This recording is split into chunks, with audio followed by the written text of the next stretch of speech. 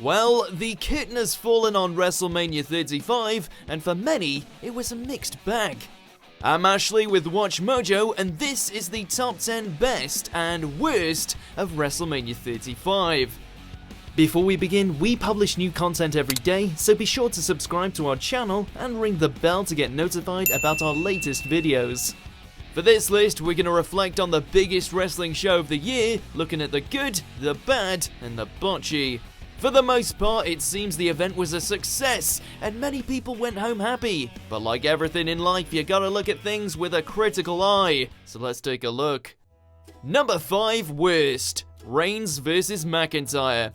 This is a hard one to dunk on, really, given everything that happened to Roman recently, but you can't deny it fell flatter than Batista did in his entrance. With Reigns' big return match already out of the way at Fastlane, this one didn't really have the same emotional investment, and the in-ring product was no better. You can obviously forgive the two, as this was more of a feel-good story rather than a wrestling clinic. But again, there was honestly nothing noteworthy here, and the finish was phoned in big time. No Dean assist, no false finishes. All this managed to do was make McIntyre look bad and suck the air out of the arena.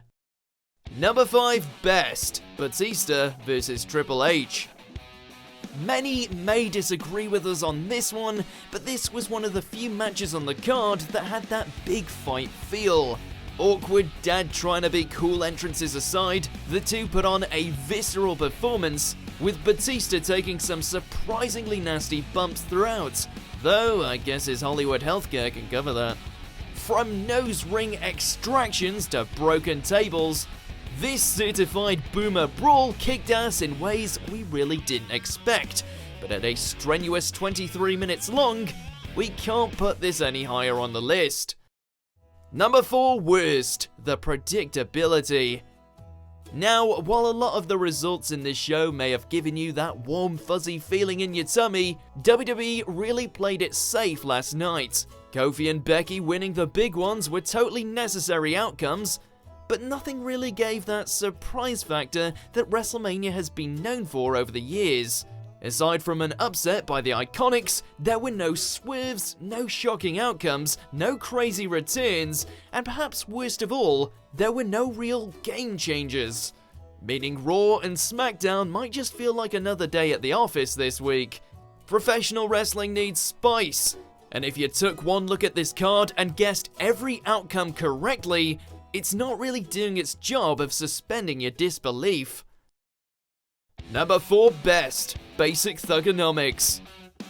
Well, it's been about 14 years since Cena was cheered at WrestleMania, but it finally happened, and all it took was him digging up his old thugonomics doctorate.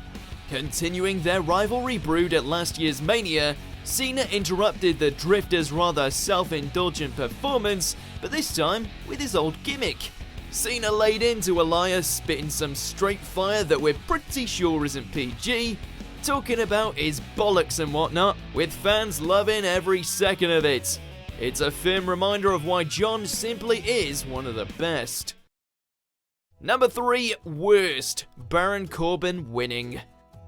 Well, what the bloody hell was the point of that? After an incredible 20+ year career, Kurt Angle, one of the best to ever lace up his boots, put on his last match against none other than the charismatic black hole, Baron Corbin. When we heard that Corbin would be Kurt's opponent, we were all in disbelief. WWE even brought up the fact that the fans were disappointed, and yet they still went through with it. Chalk it up to putting over new talent, but does Corbin really have that much of a future with the company? Are we looking at a future world champion? I mean, it seems unlikely for a guy who can't get over and receives nothing but go-away heat. What an awful end to an incredible career. Number 3 best. Shane goes down. Shane's known for his straight-up bonkers spots at Mania, and surprise, surprise, he didn't disappoint at 35. Say what you will about the match quality, but it provided a much-needed adrenaline shot to the audience, with already legendary moments like Shane's nasty fall, and, of course, George Mizanin squaring up and getting blown the out. Shane is a shockingly good heel in this storyline, and the super duper plex off the scaffold onto a conveniently placed 10-foot thick foam pad was the perfect end to the match, allowing Miz to fight for his father's honor and Shane O'Mac to continue claiming he's the best in the world. Number 2 worst, the Screwy finish. Was it a botch? Was it a work? Either way, it was abysmal. For the first time in WrestleMania history, women took the platform for the main event. And with 3 of the best ladies around, how could it possibly go wrong? The match, although not amazing and riddled with a couple of botches, managed to keep the fans' attention despite the late hour, with Becky fans anxious to see her big moment. But her big victory came with an incredibly flaccid finish, seeing Ronda's finisher reversed into a roll-up where her shoulders weren't even on the mat. If this wasn't a botch, it was still gonna be a shoddy ending because it didn't scratch that itch. If Becky was going over, she should have been made to look like a star by making Ronda or Charlotte tap out. This is quite simply not the way you end such an important WrestleMania main event. Number 2 best, Seth slays the Beast. We would take anything to get that belt off Brock Lesnar, and thank God Seth was the man to do it. Although disappointingly placed at the very beginning of the card, the Universal Championship match was the right way to fire fans up.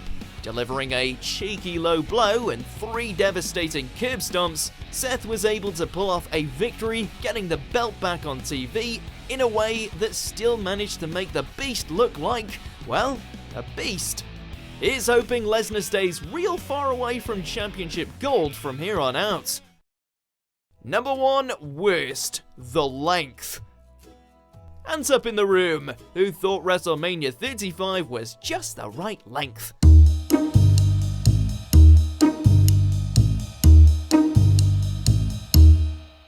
Alright, now, who thought it went on too damn long?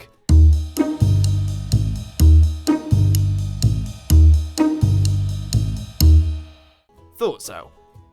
Not including the pre-show, this event went on from 7 PM all the way past midnight, which is a huge ask for any type of wrestling fan. Watching from home felt like an eternity, so we can only imagine how physically draining the experience must have been for the 82,000 people in attendance. Quite simply, there were way too many matches, and some went on way too long. For us poor souls who wake up early for work, this was just plain rude, Vince. Just kidding, the worst part of WrestleMania was Kairi Sane losing. Number 1 best, KofiMania. While it didn't headline the event, for many wrestling fans, Kofi Kingston's rise to the top was the story of the night. After fighting for 11 plus years to get his shot, Kofi was finally able to do so at the grandest stage of them all.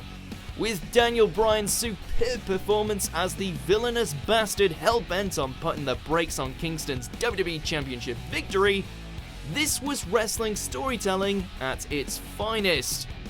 Kofi was able to secure the win, return the strap to its original form, and celebrate with both his children and his best friends in the center of the ring. You can call it your match of the night, you can call it your main event, but chances are you'll be calling this the highlight of WrestleMania 35.